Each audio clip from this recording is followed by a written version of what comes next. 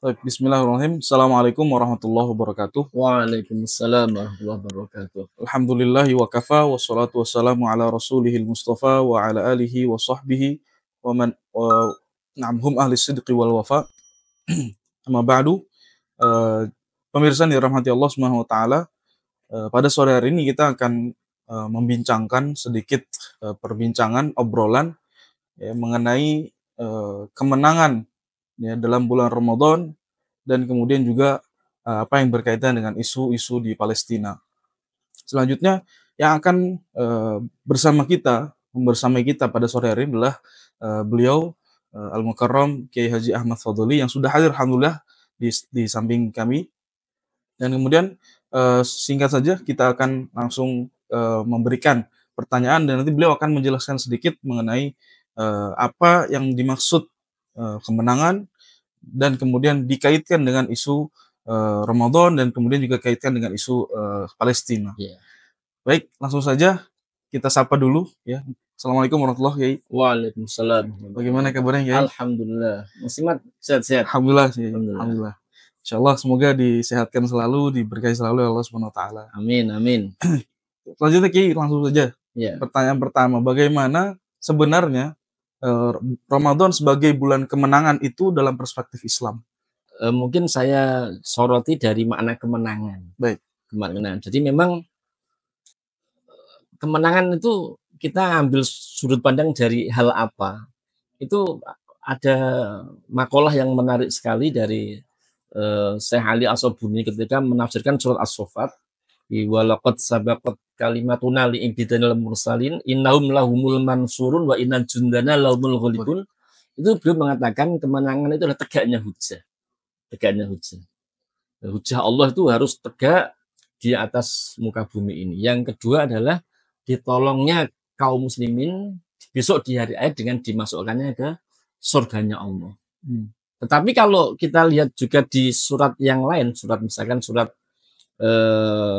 An-Nasr maupun Al-Fat itu kan ya, itu memang politis sekali sifatnya. Idza jaa nasrullahi wal fath itu ya, sama inna fatahna laka fatham mubina itu sifatnya sangat politik sekali, kemenangan yang sifatnya politik. Jadi memang kalau begitu minimal ada tiga hal, yaitu kemenangan tegaknya hujah Allah di muka bumi ini, kemudian ditolongnya kaum muslimin besok di hari akhir oleh Allah dengan dimasukkannya surganya Allah, diselamatkannya dari api neraka, dan yang ketiga adalah kemenangan politik kaum muslimin. Baik, menarik mungkin bahwa Kiai mengatakan kemenangan yang terjadi atau kemudian dikaitkan dengan bulan Ramadan adalah mengandung kemenangan sifatnya politis. Ya. Apakah hanya mengandung sifat politis saja atau kemudian atau apa namanya mengandung spiritual saja atau ada sosialnya juga atau ada yang lain? Ya, jadi kalau kita lihat tadi, jadi tidak hanya aspek spiritual dan iktikadi saja, tetapi juga politis juga iya. Jadi, makanya kan yang ayat yang satunya, ya misalkan idza jaa nasrullahi wal fath itu kan terkait terbebasnya kota Mekah. Apabila datang pertolongan Allah dan dibebaskannya kota Mekah. Pun pula inna fatahna laka fatham mubina itu juga dibebaskannya kota Mekah. Jadi itu adalah kemenangan politik. Nah itu juga sebuah kemenangan juga, sebuah pertolongan Allah juga. Baik, berarti bisa dibilang dalam beberapa aspek tadi bahwa itu merupakan kemenangan bagi umat Islam. Iya, termasuk kemenangan politik. Ya. Kemudian Kiai, bagaimana dalam konteks misalnya sekarang isu Palestina? Apakah makna kemenangan ini masih bisa dikatakan masih relevan bahwa masih berlaksana? Jadi gini, kemenangan itu adalah janji Allah. Kalau kemudian tidak nampak itu sebuah kemenangan, berarti ada sebabnya. Makanya di tafsir yang sama tadi, yaitu Syekh Ali As-Sabuni itu kan ya, di Sofatul Tafasir ketika menafsirkan surat As-Saffat, kalau tidak nampak kemenangan sebagaimana mestinya, itu ada beberapa kemungkinan. Satu adalah karena ada kelalaian kaum muslimin sehingga kemenangan itu tidak nampak. Lu katanya kemenangan, tapi kok dihancurkannya wilayah kaum muslimin. Nah itu kan berarti ada kelalaian. Bisa jadi itu ujian. Jadi ada dua. Kok tidak relevan? Realitasnya tidak relevan dengan yang kita sebut. Berarti kalau bukan karena itu ada kelalaian kaum muslimin, kelalaian kita semua kan, dan itu karena ujian dari Allah Subhanahu wa taala. Baik. Kenapa kira-kira bisa dikatakan itu merupakan kelalaian? Apa yang menyebabkan kelalaian itu? Kelalaian mungkin kelalaian itu apa? Yaitu tidak menjalankan apa yang Allah perintahkan. Sebabnya apa ya? Banyak faktor. Tapi yang jelas AB paling jelas itu AB. Karena begini, yang namanya taklif dari Allah kepada kita itu sudah diukur bahwa manusia itu mampu. Kaum muslimin mampu untuk menjalankan taklif itu. Jadi kalau tidak nampak seperti itu, berarti memang AB-nya kaum muslimin terhadap masalah ini. Berarti bisa dikatakan bahwa kaum muslimin saat ini lalai terhadap apa yang diperintahkan Allah SWT, iya, betul, sehingga menyebabkan mereka juga lalai terhadap saudara-saudara mereka di Palestina. Iya, itu satu sebab itu kan. Jadi kelalaian terhadap Allah diantaranya benar lalai dengan saudaranya Palestina. Karena apalagi kita mengenal bahwa kaum muslimin dalam ayat Al-Quran innamal mu'minuna ikhwah. Nah, apalagi itu innamal mu'minuna ikhwah. Sesungguhnya orang mukmin itu adalah saudara. Jadi Allah memberi adjektif, memberi sifat kepada mukmin, dia adalah saudara. Nah, artinya itu kewajiban dari Allah kepada mukmin agar mempunyai rasa, mempunyai empati, mempunyai i'tiqad bahwa sesama mukmin adalah saudara. Nah, termasuk Palestina, tidak hanya Palestina ya, Kashmir, Rohingya, dan banyak lagi ya negeri-negeri kaum muslimin yang saat ini mengalami ketertindasan. Kemudian ada pun tadi menyebutkan bahwa selain daripada itu merupakan kelalaian bagi kaum muslimin, salah satunya adalah karena sebab ujian. Maksudnya yang dimaksud ujian itu seperti apa ya? Tentunya ujian yang dirasakan oleh saudara-saudara kita yang mendapat ketertindasan itu. Itu adalah dia menderita, dia mungkin tidak bisa hidup dengan baik bahkan sebagai manusia. Nah, tapi juga ujian kepada yang lain, apakah engkau mau menolong saudaramu atau enggak? Atau engkau serius menolong saudaramu atau enggak? Nah, jadi ujian itu ya ada dua sisi. Bagi saudara-saudara kita kayak di Palestina, di Kashmir, di Myanmar, ya. Nah, itu ujian dalam arti mereka di sana tuh mendapat derita yang banyak sekali. Ujian bagi kaum muslim yang lain, apakah mau menolongnya? Ainal muslimun, orang Islam itu di mana? Posisinya di mana? Baik, memang miris sekali ya bahwa saudara-saudara kita di Palestina, Kashmir, wilayah-wilayah lain, ya termasuk Gaza saat ini ya. Gaza. Itu mereka tertindas sudah begitu lama, sejak 1948. Ya. Kemudian miris juga bahwa sebagian dari kaum muslimin saat ini seolah-olah hampir merasa itu hal yang biasa, karena mungkin mereka terfikirkan oleh benak mereka bahwa itu karena sebab batasan-batasan negara yang menghalangi mereka. Mungkin ada sebagian dari yang lain ingin merasa membantu, turun tangan langsung untuk berjihad, untuk melawan Zionis Israel. Ya, tetapi mereka terbatasi terhalang oleh batas-batas negara. Nah, bagaimana Kiai menanggapi hal itu? Iya, jadi memang salah satu derita yang harus ditanggung oleh kaum muslimin itu adalah kaum muslimin itu tidak hidup dalam lingkungan yang semestinya, yaitu hidup sebagai satu umat, mempunyai komando yang sama, tetapi mereka terkotak-kotak menjadi beberapa umat yang terpecah-pecah dengan apa yang disebut dengan national state, dan itu memang penyakit dari paham kebangsaan itu. Jadi nasionalisme itu untuk dunia Islam itu penyakit. Dalam arti tersekat-sekat. Jadi bukan berarti kita terlarang mencintai tempat kita lahir, kita mencintai, tapi adalah membatasi kita seakan-akan masalah kita hanya sekat geografi kita, itu kesalahan besar. Nah, Palestina kasusnya begitu kan. Makanya kan kayak Saudi, yang terutama Saudi ya, itu kan urusan mereka. Urusan mereka. Yordan urusan mereka. Mesir juga begitu, malah ada tembok batas yang tidak dibuka itu. Ya memang sungguh membuat kita miris dan ya, sangat miris sekali. Dan menjadi introspeksi bagi kita, khususnya umat Islam. Ya. Lalu Kiai, bagaimana cara kemudian kita bisa membangun setidaknya kepekaan atau rasa empati, solidaritas untuk bisa membela saudara-saudara kita di Palestina?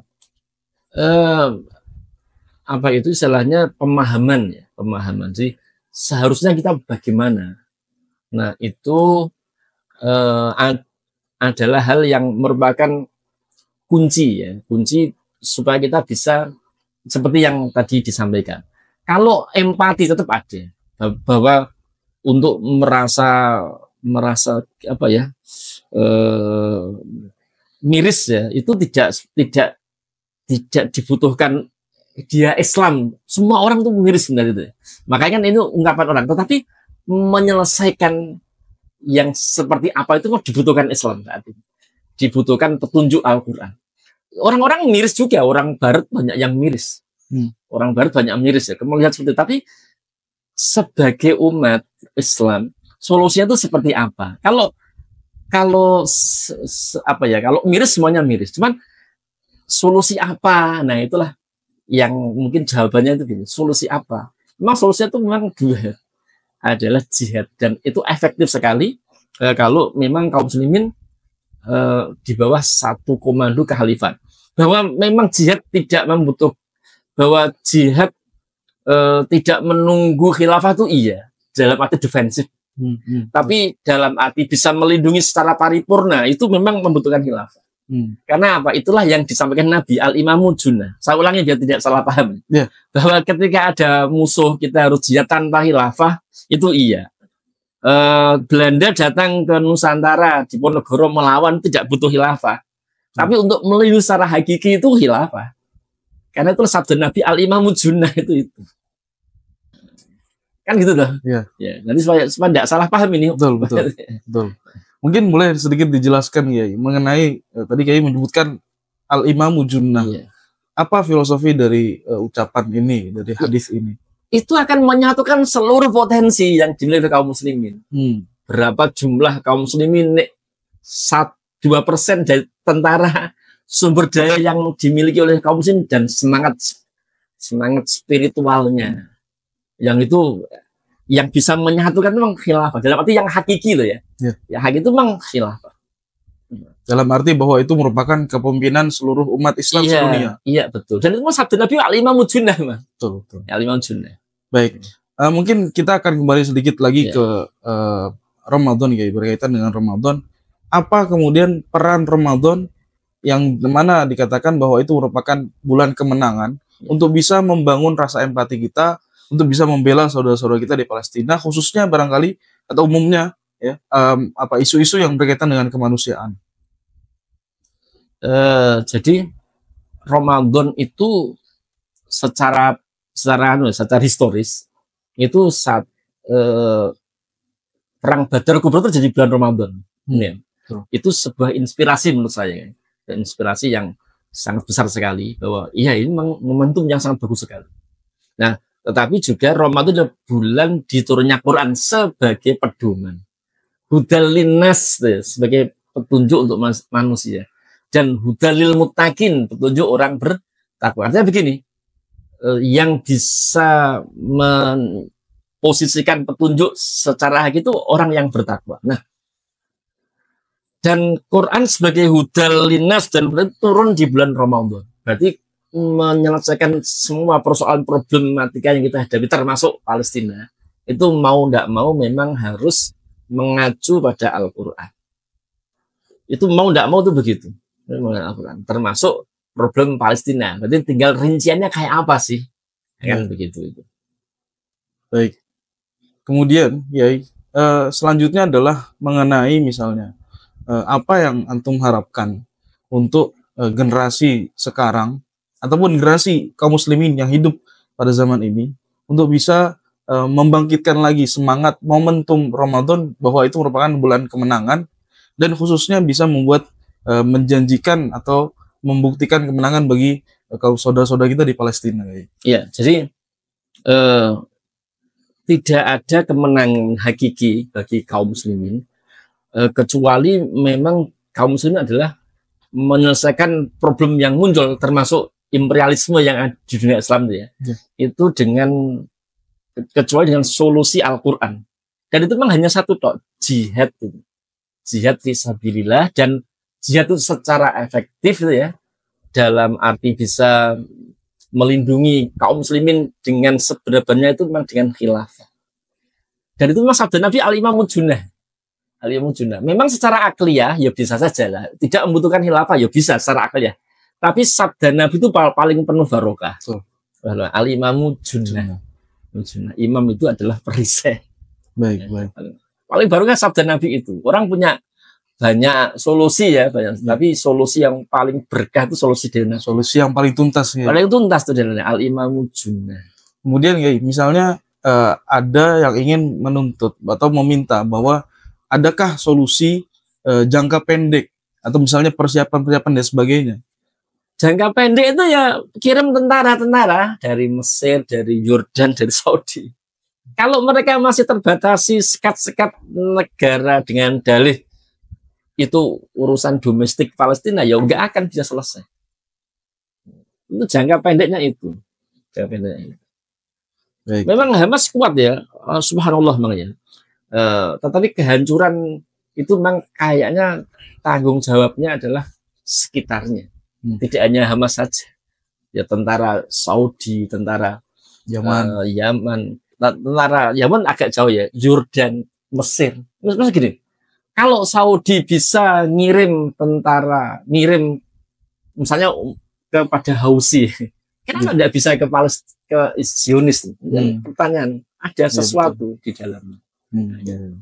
Mesir tinggal melangkah di tembok Gaza, karena malah ditutup tembok Gaza. Betul. Baik, barangkali mengenai pembahasan bahwa kiriman tentara, misalnya kenapa Saudi tidak mengirim ke Palestina malah mengirim ke Houthi ya. Itu mungkin akan dibahas di wawancara kita lanjut. Jazakumullah khairan Kiai, bisa memaparkan, udah bisa menjelaskan sedikit banyak mengenai isu-isu atau kemudian berkaitan yang berkaitan dengan kemenangan Ramadan dan Palestina. Jazakumullah khairan. Kemudian terakhir Kiai, kalau boleh mungkin closing statement untuk perbincangan kita pada sore hari ini. Monggo, betul. Ya, jadi memang ini kerja kalau dikaitkan tiga hal tadi ya, di kemenangan Palestina ya, Ramadan itu adalah kerja jamaah. Seluruh kaum muslimin lintas generasi, kalau tidak berhasil di generasi saat ini, generasi berikutnya itu memang kerja jamaah yang ibaratnya kita tuh lari itu maraton, bukan lari cepat.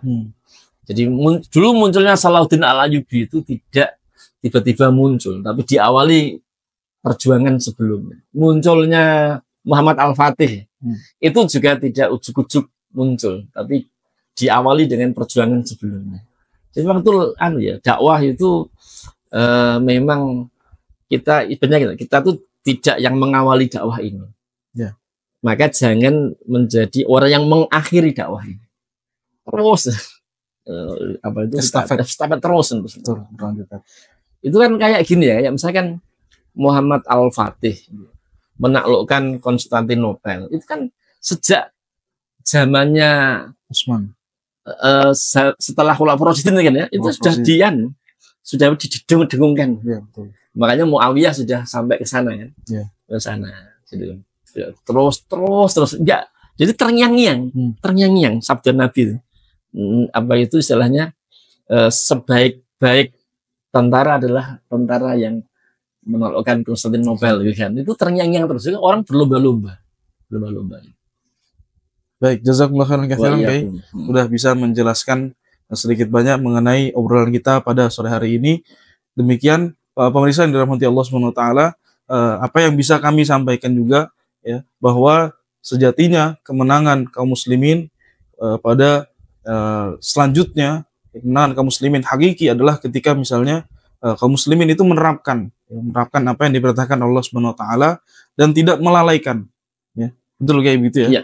Bahwa kemudian kita bisa mengamalkan apa yang Allah dan Rasulnya perintahkan. Baik, demikian mungkin perbincangan kita pada sore hari ini, pemirsa yang dirahmati Allah Subhanahu wa taala. Kurang lebihnya mohon maaf. Dari sini kami tutup perbincangan pada sore hari ini. Kalau ada salah, datangnya dari saya. Kalau tidak ada ataupun kebenaran, semua berasal dari Allah Subhanahu wa taala. Baik, kurang lebihnya maaf. Billahi taufiq wal hidayah. Assalamualaikum warahmatullahi wabarakatuh. Waalaikumsalam warahmatullahi wabarakatuh.